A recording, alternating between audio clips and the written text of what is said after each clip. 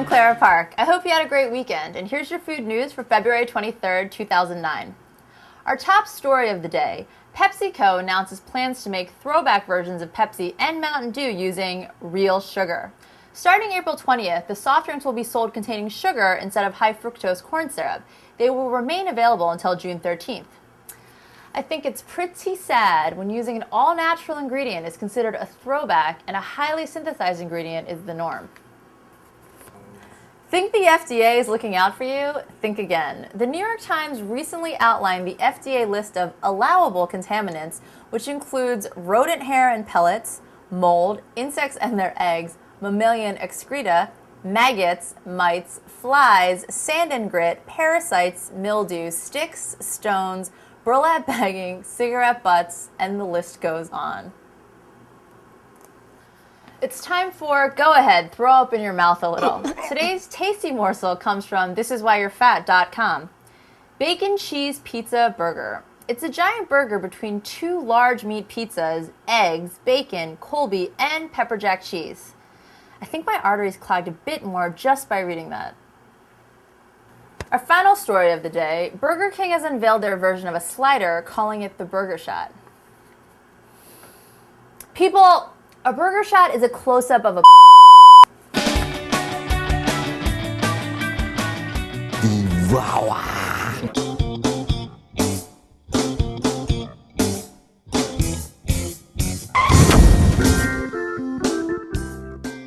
I get annoyed when I go to restaurants and I see emblazoned a large sign that says home cooking. Whose home is it anyhow? Home cooking to me is something that's never as well done in a restaurant.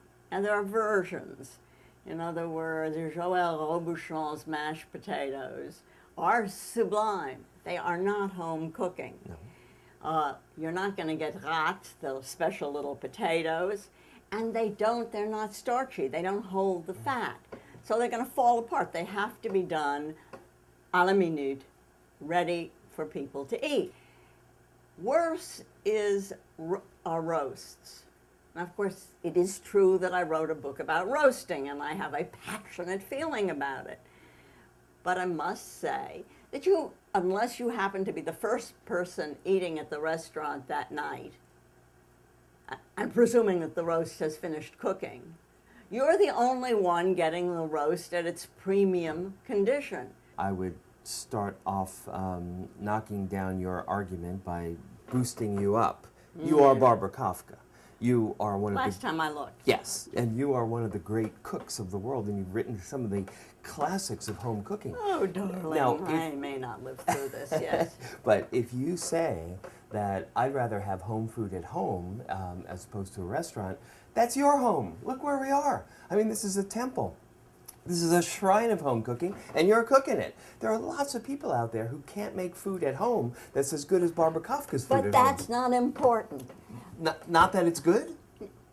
Good is good, but welcome and sharing and effort are more important. And I tell my friends, oh, I can't have you to dinner. No, it's crazy. And I tell them, nobody is going to appreciate a meal you make more than I do. I'm not advocating and that people... I think that people should learn anybody can roast a chicken, dear. Anybody can make simple Of course, but I'm not doughs. advocating that people should stop eating at home and only have roast chicken in restaurants. But if you do go to a restaurant, which most people do occasionally, and you do have a place with great home food, nothing wrong with that. It doesn't. I would never say I want restaurant food in a restaurant. I imagine that in Barbara Kafka's life, you've got endless time, probably not, but to make a good meal. You do it often right in this kitchen. There are lots of people out there in America who are working 9 to 5, 9 to 8, and they want a meatloaf. They want macaroni and cheese, but they don't have the time to shop and prepare it at the end of the day. Well, let them go to home-style restaurants. Let them go. But the point is that you can have all those foods, and you can make them in a reasonable amount of time, particularly if you're willing to use a microwave. I'm going to propose a family in Tulsa, Oklahoma. Oh, you go right ahead. All right. You're going to propose to them too? Come be my family. Let's say the mom and the dad both work let's say they pick up the kids from the babysitter or whatever, it's now 7 o'clock, it's time for dinner. Nobody's going to go shop for meatloaf and macaroni and cheese. You know where they're going to go? Listen to the name of this restaurant, you'll love it. Joiner's Home Cooked Food Restaurant. It's kind of almost laughingly redundant. Home cooked food restaurant. But how old are those children? Oh, I don't know. Oh, no, it's important. In other words, let's say they're 10 and 12.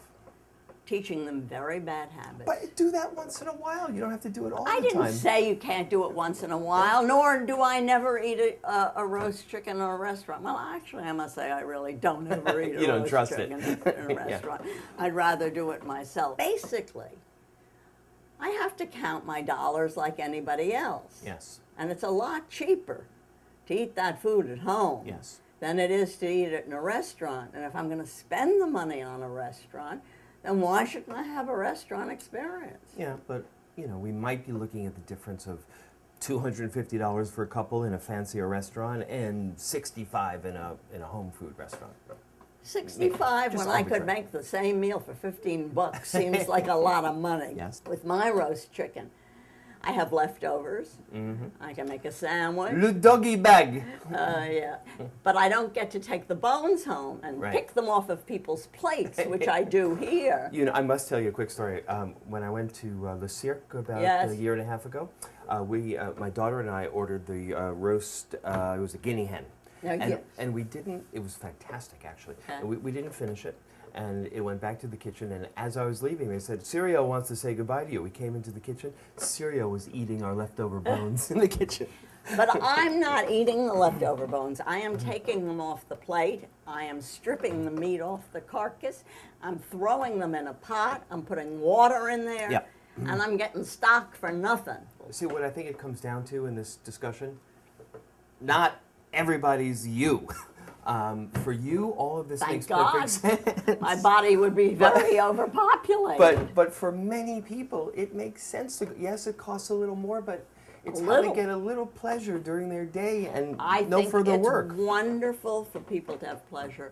I think if they want that, they should have it. I am simply saying to you why I don't think home food is as good in a restaurant as it is at home, and why, even if it isn't, it is important for it to happen and to be done. Yes. I think home food. Social, cultural values of eating at home. Family values. Family we sound like Republicans. At the risk of sounding like.